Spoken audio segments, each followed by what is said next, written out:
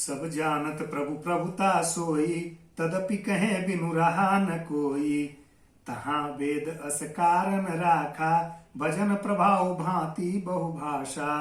अर्थात यद्यपि प्रभु श्री राम की प्रभुता को सब कोई जानता है, सब ऐसी अकथनीय ही जानते हैं, तथापि उन्हें बिना कहे कोई नहीं रहता है।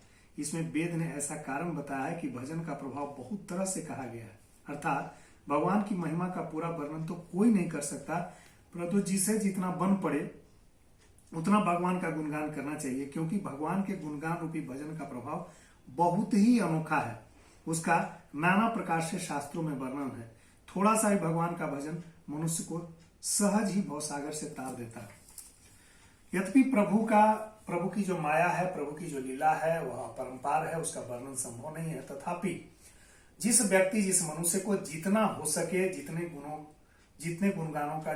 का वह वर्णन कर सके, उसे करना चाहिए। कहा गया है, वेदों में ऐसा वर्णन है कि अकथनीय प्रभु का भी कथन, यानी जितना हो सके उसका वर्णन, उनके गुण चरित्र आदर्शों का वर्णन जो है भवसागर पार कराने के लिए काफी होता है। एक अनिह अरूप अनामा, अज अच सचिदानंद परधामा। व्यापक विश्व रूप भगवाना, तेहि धरि देह चरित कीर्तनाना।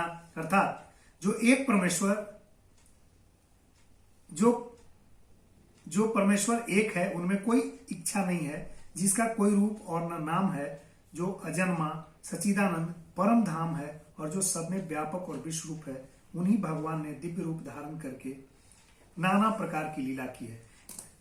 एक ही स्वरूप है, एक ही अनंत, एक ही ब्रह्म है। वह अपने विभिन्न स्वरूपों में धरती पे लीलाओं के लिए अवतरित हुए हैं। उस भगवान का वर्णन, उस भगवान के अकथनीय चरित्र का वर्णन हर व्यक्ति को करना चाहिए, ऐसा गोस्वामी तुलसीदास श्री रामचरितमानस में लिखते हैं।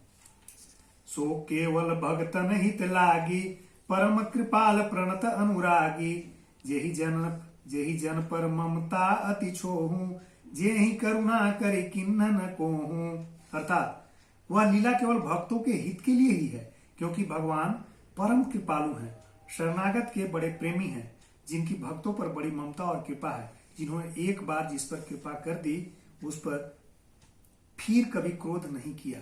यानी भगवान बहुत कृपालु हैं, दयालु हैं, और भक्तों के उद्धार के लिए ही, भक्तों के कल्याण के लिए, भक्तों पर कृपा करने के लिए वे धरती पे अवतरित होते हैं, वे जो है लीला करते हैं। गई बहोर गरीब नेवाजो, सरल सबल साहिब रघुराजो। बोध बर नहीं हरि जस अस जानी, करहि पुनित फल सुफल निज बानी।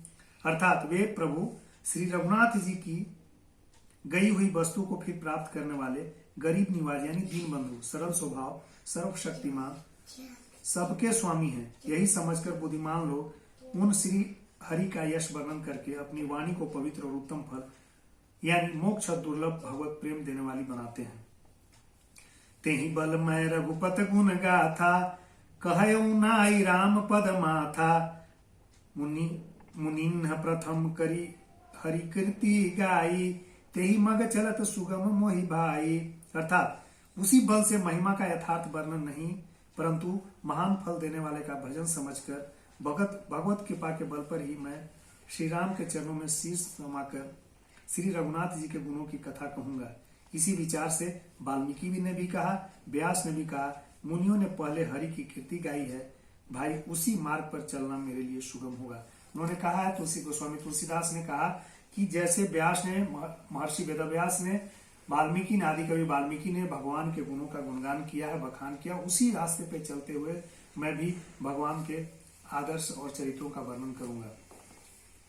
अति अपार जे सरित बरत, जो नृप सेतु कराही। चढ़ी पीपीली कहू परम, लघु बिनु श्रम पार ही जाही। अर्थात जो अत्यंत बड़ी श्रेष्ठ नदियां हैं, यदि राजा उन पर पुल बांध देता है तो अत्यंत छोटी चींटियां भी उन पर चढ़कर बिना किसी परिश्रम के पार कर जाती हैं। उसी प्रकार मुनियों के वर्णन के सहारे मैं भी श्री रामचरित का वर्णन सहज ही कर सकूंगा। उन्होंने कहा कि जैसे मुनियों ने पहले वर्णन किया है, उस वर्णन को आधार बना करके मैं भी सहज तरीके से पार कर पाऊंगा, यानी श्री राम के चरित्रों का वर्णन कर पाऊंगा, श्री रामचरितमानस की रचना कर पाऊंगा।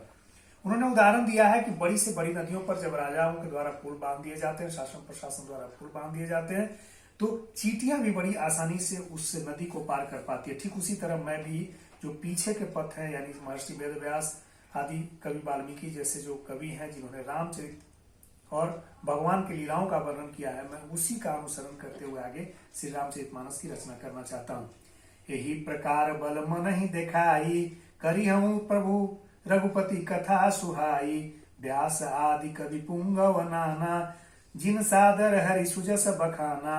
अर्थात इस प्रकार मन को बल दिखाकर मैं श्री रघुनाथ जी की सुहावनी कथा की रचना करूंगा। व्यास आदि ने जो अनेक श्रेष्ठ कवि हो गए हैं, जिन्होंने बड़े आदर से श्री हरि का सुयस वर्णन किया है। चरण कमल बंदौ तिनके रे, पुरवहु सकल मनोरथ मेरे, कलि के कविंद करऊं प्रणामा, जिन्न बरने रघुपति गुण ग्रामा। अर्थात उन सब श्रेष्ठ कवियों के चरण कमलों को मैं प्रणाम करता हूँ, वे मेरे सब मनोरथों को पूरा करें। कलियुग के भी उन कवियों को मैं प्रणाम करता हूँ जिन्होंने श्री रघुनाथ जी के गुणों का वर्णन किया। इन्होंने कहा कि जो जिस काल के, खास करके त्रेता युग, सतयुग और द्वापर युग के जो कवि हैं, जिन्होंने भगवान के जो अनेक स्वरूप हैं, अनेक अवतार हैं, उनके स्वरूपों और अवतारों लीलाओं का जो वर्णन किया है, मैं उनको भी प्रणाम करता हूँ। और जो कलियुग के कवि हैं, जिन्होंने भगवान के अवतारों का, लीलाओं का वर्णन किया, उन्हें भी प्रणाम करता हूँ। और मैं अब अपनी यात्रा को आगे बढ़ाता हूँ। मैं श्री भगवान के, श्री रामचंद्र के गुणों को मैं अपने रामचरितमानस में जो है शब्दबद्ध करूंगा, ऐसा प्रणाम कर आशीर्वाद चाहते हैं कवियों से। जे प्राकृत कवि परम सयाने, भाषा जिन हरि चरित बखाने, भय जे अहि जे होहि आगे, प्रणव सब ही कपट सब त्यागे। अर्थात जो बड़े बुद्धिमान प्राकृत कवि हैं, जिन्होंने भाषा में हरिचरित्रों का वर्णन किया है, जो ऐसे कवि पहले हो चुके हैं, जो इस समय वर्तमान है और जो आगे होंगे, उन सबको मैं सारा कपट त्याग कर प्रणाम करता हूँ। भूत भविष्य और वर्तमान के कवि जो श्री राम या भगवान की लीलाओं का वर्णन करना चाहते हैं, जो जिन्होंने किया था, जो कर रहे हैं और जो करना चाहेंगे, उन सबको गोस्वामी तुलसीदास का सादर प्रणाम है। हो प्रसन्न देहु बरदानु, साधु समाज बनिति सन्मानु, जो प्रबंध बुध नहीं आदर ही, सो श्रम बादी बाल कवि हरही। अर्थात सब पर प्रसन्न होकर यह वरदान दीजिए, अर्थात आप सब प्रसन्न होकर यह वरदान दीजिए कि साधु समाज में मेरी कविता का सम्मान हो, क्योंकि बुद्धिमान लोग जिस कविता का आदर नहीं करते, मूर्ख कवि ही उसकी रचना का व्यर्थ परिश्रम करते हैं। तुलसीदास ने कहा है कि जो रचनाकार होता है, उसकी स्वाभाविक प्रकृति होती है कि वह चाहता है कि उसकी रचनाओं का सम्मान हो, उसकी रचनाएं ज्यादा पढ़ी जाए। और गोस्वामी तुलसीदास ने कहा है कि वह कवि मूर्ख ही होगा जिनकी रचनाओं का कोई सम्मान नहीं होता, उनके पाठक नहीं होते हैं, फिर भी वह रचना करते जाता है। इसीलिए उन्होंने जो है भूत के कवियों का, जो वर्तमान के कवि हैं और जो भविष्य में कवि होंगे, उनको सबको सादर प्रणाम करते हुए कहा है कि मुझे आशीर्वाद दीजिए कि मैं श्री रामचरित का वर्णन कर सकूं। कीरत भनति भूल भली सोई, सुर सरिसम सब काहित सोई, राम सुकृति बनीति बदेसा, असमंजस असमोही संदेशा। कीर्ति, कविता, संपत्ति वही उत्तम है जो गंगा जी की तरह सबका हित करने वाली हो। श्री रामचंद्र जी की कीर्ति बड़ी सुंदर है, परंतु मेरी कविता भद्दी है। यह असामंजस्य की स्थिति है, इसी की मुझे चिंता है। किसी भी तरह की कीर्ति की बात करते हैं, और कीर्ति, कविता या संपत्ति की बात तभी उत्तम होती है, वही तभी उत्तम प्रकृति का होता है जब वह से गंगा नदी की तरह जो हितकारी होता है और सभी की हित को साधने वाला होता है। तुलसीदास का कहना है कि श्री राम का जो चरित्र है, जो कीर्ति है, वो बहुत सुंदर है, व्यापक है, और मेरी कीर्ति जो है वैसी नहीं है। तो बिल्कुल असंगतता की स्थिति है, फिर भी है। कविगण, आप मुझ पर कृपा कीजिएगा और ऐसा आशीर्वाद दीजिए कि मेरा रामचरितमानस जन जन तक प्रिय हो। तुम्हारी कृपा सुलभ सो मोरे, सिय निसुआहि टाट पटोरे। अर्थात परंतु हे कवियों, आपकी कृपा से यह बात ही मेरे लिए सुलभ हो सकती है। रेशम की सिलाई टाट पर भी सुहावनी लगती है। कहते हैं कि संभव है कि मेरे जो असंगतता की स्थिति है, परशुराम के चरित्र और मेरे यानी साध्य और साधन के बीच में जो असंगतता की स्थिति है, वह कई बार कृपाओं से, आशीर्वाद से जो है वह सुसंगत हो जाता है। कवि ने, गोस्वामी तुलसीदास ने उदाहरण देकर के स्पष्ट किया कि रेशम की सिलाई से सिलाई टाट पर भी जो बोरे होते हैं उस पर भी सुहावनी लगती, अच्छी लगती है। कैसा होता है? यह प्रभु के संगत प्रभाव से ही हो पाता है। सरल कवित कीर्ति विमल सोई आदर ही सुजान, सहज बयर बिसराऊ रिपु, जो सुनी कर ही बखान, सियावर रामचंद्र की जय। अर्थात चतुर पुरुष उसी कविता का आदर करते हैं जो सरल हो, जिसमें निर्मल चरित्र का वर्णन हो तथा जिसे सुनकर शत्रु भी स्वाभाविक बैर को भूलकर सराहना करने लगे। सो न होई बिनु विमल मति, मोहि मति बल अति थोर, करूं कृपा हरि जस कहूं, पुनि पुनि करऊं निहोर, सियावर रामचंद्र की जय।